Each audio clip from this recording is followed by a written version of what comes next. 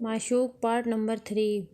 میری بات سن کر زلفی نے ایک نظر ہم سب دوستوں پر ڈالی اور کہنے لگا، پتہ نہیں آپ لوگ یقین کرو یا نہیں، لیکن یہ حقیقت ہے کہ عفت کو میں نہیں بلکہ اس نے مجھے لفٹ کرائی تھی۔ چونکہ لڑکی کیوٹ اور اچھی تھی، اس لیے رفتہ رفتہ میں بھی اس کی طرف مائل ہو گیا اور ہماری دوستی ہو گئی۔ اور پھر یہ دوستی محبت میں کب بدلی، کم از کم مجھے تو پتہ ہی نہیں چلا۔ پھر اس کے بعد اس نے باری باری ہماری طرف دیکھا اور کہنے لگا، اور اب تو میری حالت یہ ہو گئی ہے کہ میں اس کو دیکھے بنا نہیں رہ سکتا، اور جب تک اس کو دیکھ نہ لوں مجھے چین نہیں آتا۔ اسی لیے میں کالج سے واپس آ کر نہ چاہتے ہوئے بھی ہر شام اس کی گلی کے چکر لگاتا رہتا ہوں۔ میرے بار بار چکر لگانے کی وجہ سے کل شام مجھے بابر نے روک لیا اور کہنے لگا کہ اگر آج کے بعد تم نے اس گلی کا چکر لگایا تو تمہاری خیر نہیں۔ چونکہ مجھے بابر کی اصلیت کا پتہ نہیں تھا، اس لیے میں بھی اس کے ساتھ اکڑ گیا اور اس سے بولا کہ میں کل بھی آؤں گا، تم نے جو کرنا ہے کر لینا۔ اس پر میں نے اس سے پوچھا کہ کیا یہ بات بابر کو معلوم ہے کہ تم اس کی بہن کے چکر میں اس کی گلی کے پھیرے لگاتے ہو؟ تو میری بات سن کر زلفی تھوڑا سوچ میں پڑ گیا اور کہنے لگا، میرا خیال ہے کہ ابھی تک اسے اس بات کی خبر نہیں ہوئی، کیونکہ اگر اس کو اس بات کی خبر ہوتی تو پھر اس کا مجھ سے بات کرنے کا سٹائل ہی کچھ اور ہونا تھا۔ پھر اس نے ہماری طرف دیکھا اور کہنے لگا، بھائی چاہے کچھ بھی ہو، میں نے آج شام ہر حال میں اپنی محبوبہ کی گلی میں جانا ہے۔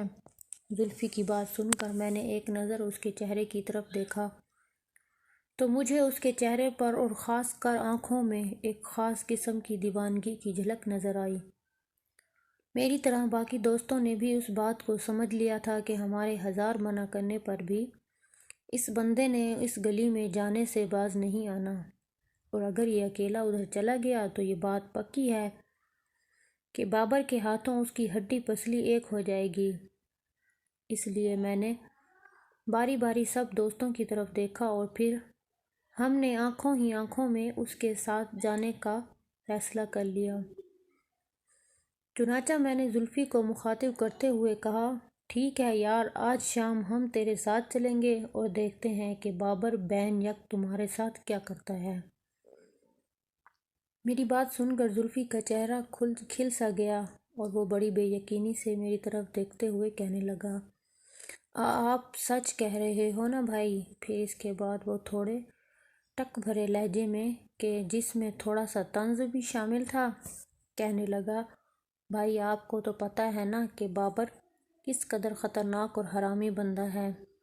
اس کے باوجود بھی زلفی کی یہ بات سن کر مجھے تھوڑی سی تپ چڑھ گئی اور میں نے اس کی طرف دیکھتے ہوئے قدرے غصے سے کہا، بابر کی ماں کا بوسہ، وہ باتیں جو تم سے ابھی نواز نے کی تھیں وہ محض تم کو خبردار کرنے کے لیے اور اس بہن کے بوسے سے محتاط رہنے کے لیے کی تھیں، لیکن تمہاری حالت دیکھ کر ہم نے حساب لگا لیا ہے کہ میاں مجنوں تم عفت کے عشق میں کافی آگے تک نکل چکے ہو اور ہمارے سمجھانے سے بھی تم باز نہیں آؤ گے۔ اس لیے دوست، اب جب کہ پانی سر سے بہت اونچا ہو چکا ہے، اس لیے تم سے دوستی کے ناطے ہم تم کو تنہا نہیں چھوڑ سکتے۔ باقی رہی بابر کی بات، تو میری جان، جب اکھلی میں سر دینے لگے ہیں تو پھر موصلوں سے کیا ڈرنا۔ زلفی سے یہ بات کرنے کے بعد ہم سب دوستوں نے آپس میں سر جوڑ لیے اور شام کا لائحہ عمل طے کرنے لگ گئے۔ یہ اسی دن کی بات ہے کہ جیسے ہی شام ہوئی تو ہم لوگ مقررہ وقت پر پروگرام کے مطابق بابر کی گلی سے ذرا پیچھے ایک اور گلی میں اکٹھے ہو گئے۔ یہ طے ہوا تھا کہ زلفی اکیلا ہی اس گلی میں جائے گا اور اس کے پیچھے کچھ فاصلے پر میں اور پھر مجھ سے کچھ فاصلے پر باقی دوست ہوں گے۔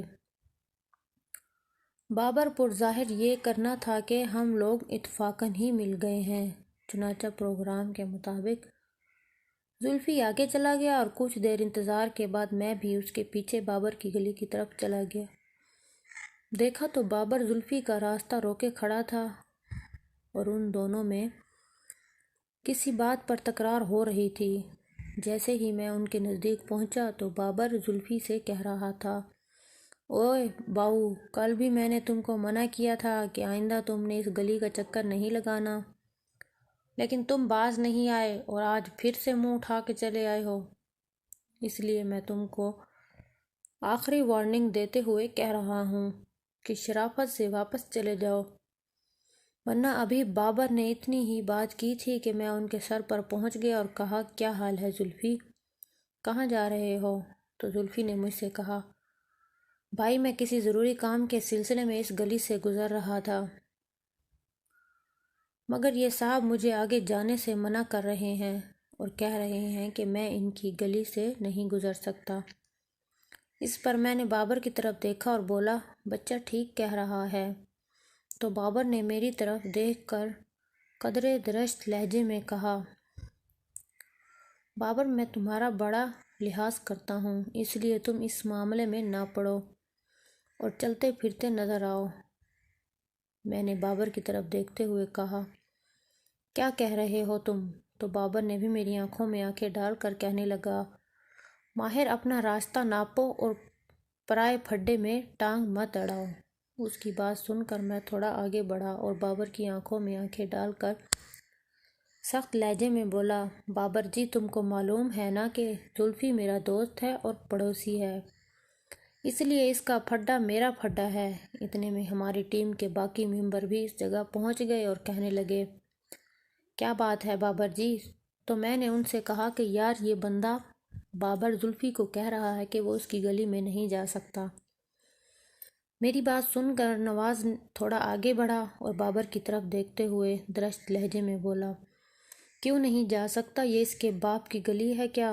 اس پر بابر نے بھی نواز کی طرف غصے سے دیکھا اور کہنے لگا، اوئے گھر تک نہیں جانا ورنہ بڑا رولا ہو جائے گا۔ اس سے پہلے کہ نواز کچھ کہتا، پیچھے سے یاسر کی آواز سنائی دی، وہ کہہ رہا تھا کہ رولا ہوتا ہے تو ہونے دو۔